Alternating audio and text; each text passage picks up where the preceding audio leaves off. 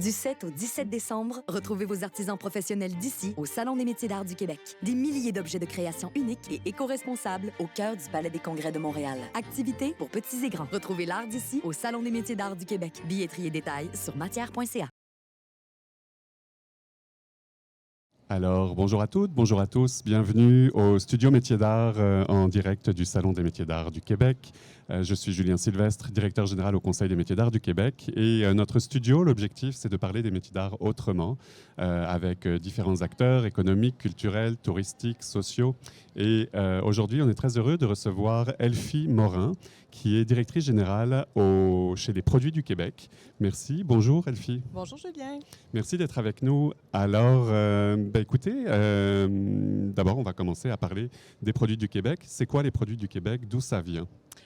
En fait, les Produits du Québec, c'est un OBNL qui a été lancé il y a un peu plus d'1 an et demi par le gouvernement du Québec et qui a pour objectif de mettre de l'avant le savoir-faire québécois par l'identification des produits non alimentaires par 3 marques de certification.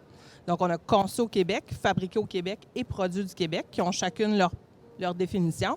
C'est un peu comme Aliments du Québec, en fait, dans le secteur non alimentaire, dans les secteurs non alimentaires.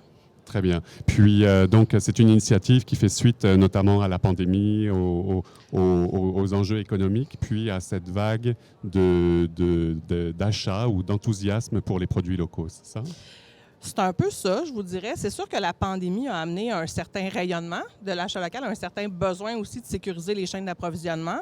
Il y a eu différentes initiatives qui ont été faites et à travers cette réflexion-là, il y a vraiment eu une recherche, un projet, un comité qui a été même mis sur pied et qui en est venu à la conclusion qu'il y avait vraiment un intérêt de la part du consommateur de repérer les produits qui sont réellement québécois. Parce que je ne sais pas si vous savez, mais juste définir ce qu'est un produit québécois, vous pourrez en parler très longtemps avec votre entourage et vous n'arriverez pas à la même conclusion.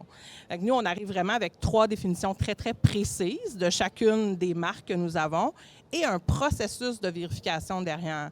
Donc, le consommateur, l'objectif, c'est quand il voit un des logos, il y a une certaine garantie de vérification que l'information, elle est véridique, en fait.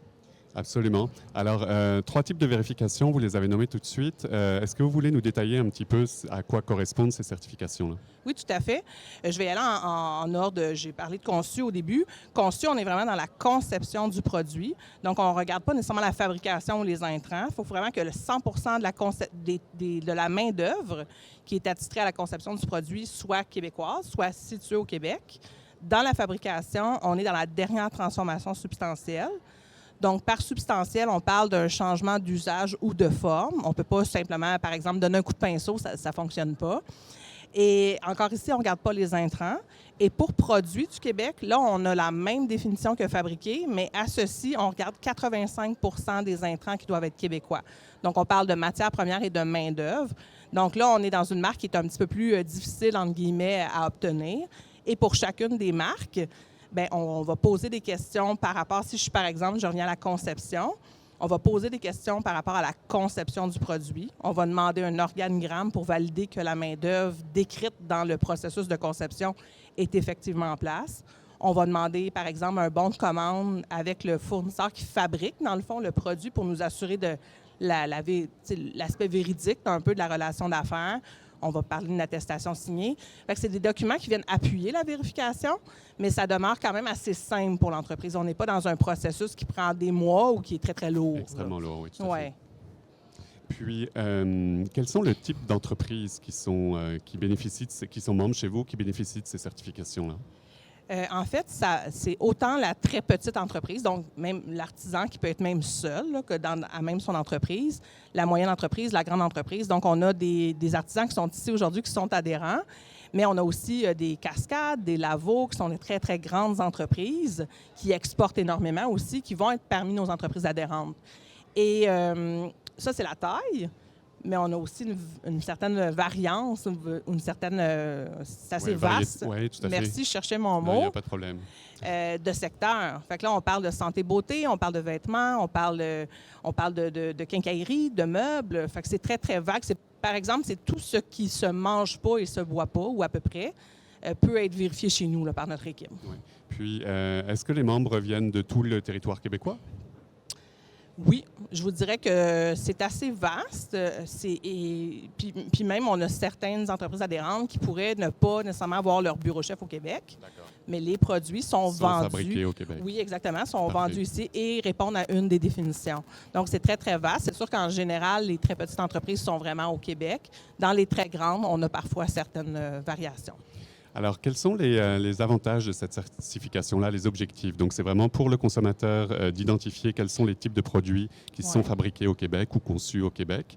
Et pour l'entreprise, est-ce qu'il y a d'autres types d'avantages, par exemple? Oui.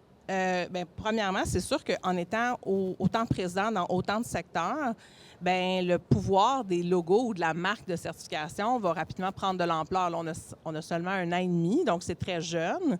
Mais il faut imaginer, il faut se projeter un peu dans le temps pour dire, revoir ces logos-là sur tout notre parcours d'achat, que ce soit à la pharmacie, que ce soit à la quincaillerie, que ce soit dans le meuble, même à l'épicerie dans la section non alimentaire, dans le fond. Là, il y a une reconnaissance de marque qui est beaucoup plus forte que de créer son propre logo. L'avantage de la crédibilité n'est pas négligeable non plus, dans le sens où ce logo-là est garant d'une certaine vérification. Et l'entreprise ou le détaillant qui va utiliser le logo n'est pas imputable de ça. C'est nous qui... Il y a vraiment une objectivité derrière cette crédibilité-là. Et si je reviens peut-être sur l'aspect visibilité, c'est sûr que nous, on fait des campagnes marketing, on fait du contenu, on met de l'avant nos entreprises, on met de l'avant nos détaillants, aussi partenaires. Donc, je pense qu'il y a une espèce d'avantage de faire partie de ce mouvement-là derrière tout ce qui est mis en place par les produits du Québec. Oui, on fait partie d'un tout, puis il y a un esprit de communauté puis de collectivité dans ce travail-là. Très bien. Est-ce que, comme artisan, on est au Salon des métiers d'art aujourd'hui, est-ce que, comme artisan qui participe au salon, je pourrais demander demander une certification aux produits du Québec, par exemple? Je vous encouragerais à le faire. En fait, c'est un outil de commercialisation aussi pour un artisan, donc pour démontrer aux consommateurs aussi la provenance des produits. Fait qu'on en a déjà des artisans qui sont membres chez nous et qui l'utilisent souvent, que ce soit dans leur plateforme en ligne. Parfois, certains artisans vont être distribués chez des détaillants aussi. Donc, nous, on travaille à créer des relations d'affaires avec les détaillants le plus possible pour que les logos se rendent en tablette. Fait que je pense qu'il y a un avantage pour un artisan d'utiliser un logo de provenance, surtout pour la vente auprès du consommateur. Ouais. Avez-vous, dans ces premiers mois, première année et demie de vie, quelle est la réception, d'après vous, auprès des pouvoirs publics, auprès des consommateurs? Avez-vous déjà un écho de comment les gens reçoivent les produits du Québec? Nos façons de le mesurer sont, c'est sûr, par des sondages. Fait que là, par exemple, on est en plein mois de décembre, on est juste avant les fêtes. Nous, on est en campagne marketing. Fait que je ne sais pas si vous avez vu la publicité. C'est pas grave, ne répondez pas. La réponse est oui, je l'ai vu. Ah, OK, parfait.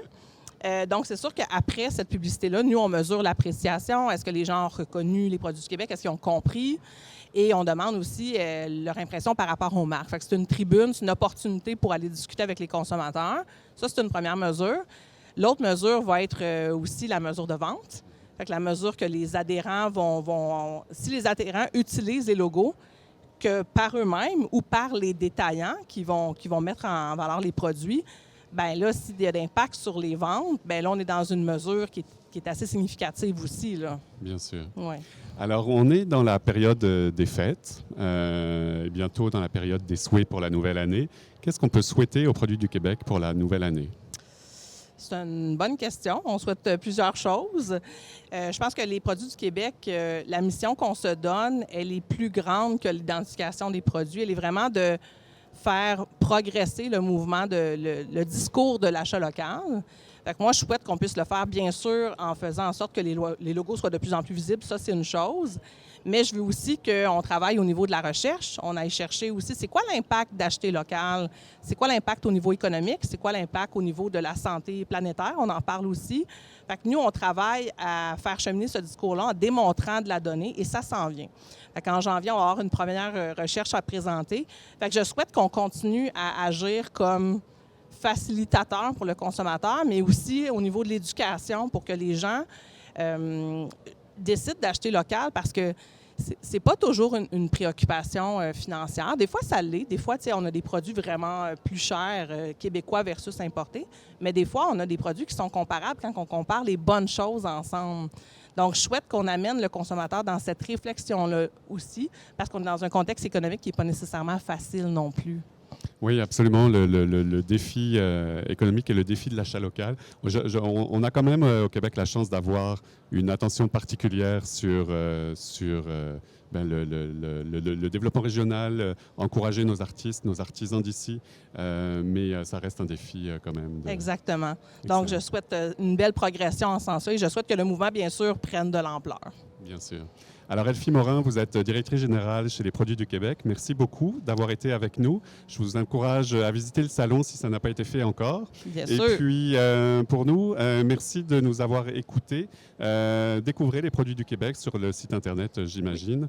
Et puis, merci. Venez nous visiter au Salon des métiers d'art du Québec, au Palais des Congrès de Montréal jusqu'au 17 décembre. Et au plaisir de vous retrouver prochainement. Merci.